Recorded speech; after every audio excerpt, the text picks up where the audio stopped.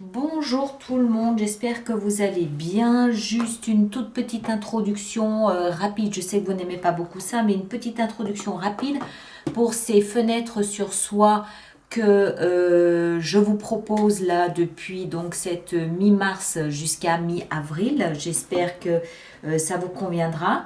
Alors, pour faire cette lecture de fenêtres sur soi, les cartes que j'ai utilisées sont le Pictorial Key Tarot, d'accord, qui est comme ça.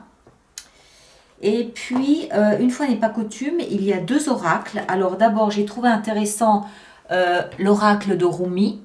Je vous lirai évidemment pas la totalité parce que c'est long, hein, mais juste le petit résumé qui va avec l'oracle. Et puis un autre petit oracle que j'aime beaucoup aussi, qu'on m'a envoyé, que j'ai essayé, qui me plaît beaucoup, qui s'appelle la Quebrada. Oracle de la Quebrada, ce sont des petites cartes, vous allez voir, très très sympathiques. D'accord? Voilà, vous allez évidemment clore votre lecture en allant voir votre signe ascendant et votre signe lunaire. Ça peut compléter la lecture.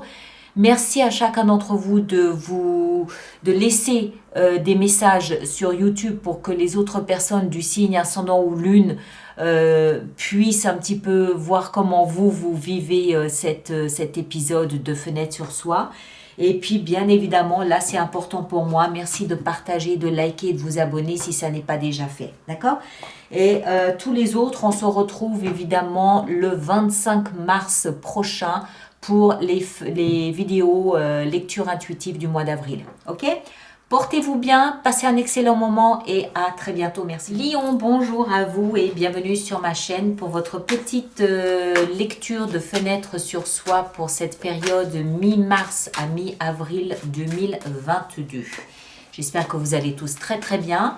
Petit rappel, la fenêtre sur soi, c'est une suggestion d'ouvrir une forme de fenêtre sur ce qui se passe à l'intérieur de soi pour étudier une question, une préoccupation de la période de cet instant. C'est une lecture qui s'adresse aussi bien aux signes en lion qu'aux ascendants ou aux signes lunaires en lion. Si ça n'est pas votre cas, n'hésitez pas, je vous y encourage à aller voir vos autres signes parce que ça peut compléter cette lecture et ça peut vous apporter d'autres pistes de réflexion. D'accord ? Je clôturerai cette lecture par un oracle de Rumi et un petit oracle de la Quebrada. Voilà, on a tout dit. Alors, Lion, que vous soyez solaire, ascendant ou lunaire en Lion, au cœur de votre lecture, au cœur de votre préoccupation, on a la 8 de bâton. 8 de bâton, c'est essentiellement de la communication, mais la communication sous toutes ses formes. C'est effectivement parler avec d'autres personnes, c'est parler avec soi-même, mais c'est aussi tout ce qui est communication invisible, ce que l'on appelle de la télépathie, des ressentis, c'est des synchronicités là ou dehors.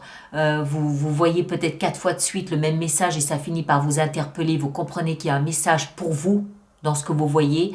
Vous écoutez une émission à la radio, par hasard, vous tombez dessus et vous comprenez qu'en fait, il y a un message qui vous est destiné, il y a quelque chose que vous deviez entendre. Voilà, c'est toute cette communication, on le voit, hein, ces bâtons tombent du ciel, c'est toute cette communication qui arrive à vos pieds par hasard. Mais il n'y a pas de hasard. C'est qu'il y avait là-dedans une phrase, un mot-clé, un message, quelque chose qui vous était destiné. Et ça, vous le comprenez. Et comme c'est au cœur de votre lecture, je suppose que c'est quelque chose qui vous perturbe un petit peu. On va voir, de toute façon, on va continuer. Alors, dans votre tête, on a la justice. La justice dans votre tête. Alors, il y a plusieurs façons de comprendre ça. Soit les messages que vous ressentez, que vous percevez ou que vous notez autour de vous, dans votre vie, dans votre environnement, vous font comprendre qu'il y a une forme de rééquilibrage des plateaux de la balance. Vous comprenez qu'il y a une forme de justice. Je prends un exemple tout bête. Vous avez peut-être demandé une inscription à, je vais dire n'importe quoi, une école de musique. On vous a refusé sous prétexte que vous étiez débutant, pas assez confirmé, blablabla, machin. Ça vous a perturbé, ça vous a frustré et vous entendez en fait 6 mois plus tard que l'école a dû fermer. Et là, vous vous dites, bon, ben, c'est que c'était juste. D'accord? C'est pas tant mieux, bien fait pour eux, c'est pas ce que je veux dire. On n'est pas dans des énergies négatives. Mais vous vous dites, ben, c'est que à l'époque, il fallait pas que je m'investisse là-dedans parce que c'est quelque chose qui allait fermer de toute façon. C'est une école qui allait fermer et j'aurais perdu mon temps. Entre deux, vous avez peut-être trouvé autre chose qui, lui, est continué à vous enseigner ce que vous avez voulu apprendre. Vous comprenez? Vous vous dites, bah tiens, il y avait une raison. Il n'y a pas de hasard, il y avait une raison et cette raison, elle porte le sceau de la justice pour vous. C'est juste, c'est compréhensible, c'est correct, c'est juste. Ensuite, c'est plus pour moi, cette notion de justice avec cette communication, c'est plus en fait entre vous et l'invisible. C'est plus quelque chose, un message qui vous fait comprendre que, ce qui vous fait comprendre qu'il n'y a pas de hasard. Et que ce qui se passe est généralement juste. C'est généralement juste. Même si on a du mal à l'accepter et à l'adopter dans l'immédiat, c'est juste. D'accord? J'ai presque envie de dire, c'est comme une leçon de vie. Mais on continue, on va voir. D'abord, le passé. Alors, de là d'où vous venez pour vous propulser là-dedans, on a la 10 de bâton. Vous venez d'un espace qui a été difficile. Vous venez de terminer un cycle difficile qui était lourd, qui pouvait être une charge pour votre dos. C'était un fardeau, c'était un poids mort. Vous traîniez derrière vous une casserole, un camion citerne de poids, de charge, de responsabilité, de devoir. Voilà, c'est une période qui était difficile. Mais 10 signifie fin d'un cycle. Après la 10, on a l'as. Donc, on commence quelque chose de nouveau. On commence un nouveau cycle. Donc, c'est quelque chose de terminé. Et je pense que c'est lié à vraiment ce qui se passe ici. Je me demande si en fait les messages que vous percevez là, ces synchronicités, ne sont pas des messages qui vous font comprendre que vous êtes délivré d'un fardeau, d'une charge, d'un poids que vous portiez sur vos épaules. Et vous comprenez aujourd'hui qu'il y avait une raison. Cette raison, c'est la justice. D'accord? Et ça vous permet maintenant que vous comprenez que vous êtes à la fin de ce cycle, ça vous permet de rééquilibrer les plateaux de la balance et de continuer à vivre votre vie normalement.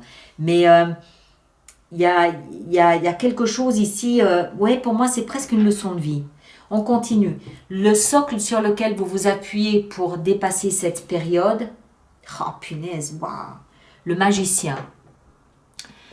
Le magicien, alors pour moi le magicien c'est vous. C'est vous qui comprenez, vous comprenez l'utilité de cette période que vous venez de terminer.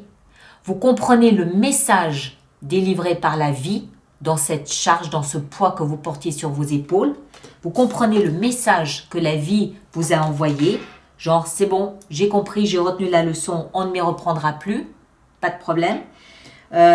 Vous comprenez, il n'y a pas de notion de vengeance, de haine, de colère, de méchanceté, il n'y a rien de tout ça. Vous comprenez l'utilité de ce cycle que vous avez vécu. Vous comprenez le message délivré par la vie, par l'univers, par vos guides, parce que vous voulez, vous comprenez le message délivré. Et non seulement vous le comprenez, mais vous vous en servez pour rebondir. Je vous disais, après la 10, on a le chiffre 1. On a l'as qui augure d'un nouveau départ. Le nouveau départ, vous l'avez avec le magicien, chiffre 1. Ce que vous avez vécu a été juste pour vous, vous le comprenez, vous l'acceptez, vous l'intégrez et vous vous offrez la possibilité de démarrer quelque chose de nouveau, enrichi de ce que vous avez appris. Et toute la synthèse de cette leçon que vous venez de vivre, elle se trouve ici dans les synchronicités que vous pouvez voir au quotidien, là où que vous ressentez à l'intérieur de vous, en communiquant peut-être avec l'invisible, je ne sais pas. Là où vous allez, 8 de coupe. Alors, intéressant. On voit ici ce bonhomme, je ne sais pas si c'est un homme ou une femme, peu importe, de toute façon, ce bonhomme, il part. Il tourne le dos à ses 8 coupes. Pourquoi? Parce qu'il connaît le contenu de chacune de ces coupes. Je rappelle que les coupes représentent les émotions. Il connaît le contenu de chacune de ces coupes, elles ne l'intéressent plus. Il leur tourne le dos pour partir à la recherche de la 9e coupe, son Graal à lui. Et cette 9e coupe, la 9 de coupe, qu'est-ce qu'elle représente? Elle représente le rêve. Donc ce bonhomme, il comprend qu'il a terminé un cycle lourd, difficile, pénible. Il a compris l'utilité de ce qu'il vient de vivre. Il comprend le message délivré par la vie ou l'univers ou ce que vous voulez. Et il entre en action en laissant derrière lui ce qui ne l'intéresse plus. Et il part à la recherche de la 9e coupe pour réaliser son rêve de vie. Voilà. Quand je vous disais que ça sentait la leçon acquise, elle est là. Vous avez compris la leçon, vous laissez quelque chose derrière, ça peut être une attitude, quelque chose qui a impliqué vos émotions. Vous laissez ça derrière et vous partez réaliser un rêve que vous portez dans votre vie. Waouh! Alors, maintenant, le petit oracle de Rumi. Alors, on va prendre celle-ci et on a la main universelle. Tiens donc. Alors, je vais vous le lire, c'est le chiffre 20. Le chiffre 20, il est où? Le chiffre 20, 15, 18, 19, voilà, la main universelle. Alors, c'est sous la forme d'un petit poème. Hein. Tu es l'essence de mon existence. Qui suis-je? Un miroir dans ta main. Quoi que tu fasses, je le ferai. Je suis ton irrésistible reflet. À chaque souffle, je sens mon cœur battre avec le tien. Dans ta joie, je suis exubérant. Dans ta tristesse, je suis en peine. Si tu es amer, je deviens amer. Si tu es grasse, je deviens grasse. Ma joie est d'être déroutée par ta beauté, de goûter la douceur de l'amour sur tes lèvres. Si je cueille une rose sans toi, elle devient une épine dans ma main. Si je suis l'épine, je deviens la rose dans ta main. Waouh! Ça, c'est ce que vous comprenez. C'est la leçon que vous avez acquise, c'est la leçon que vous avez compris de ce que vous avez vécu, hein, de ce cycle qui se termine.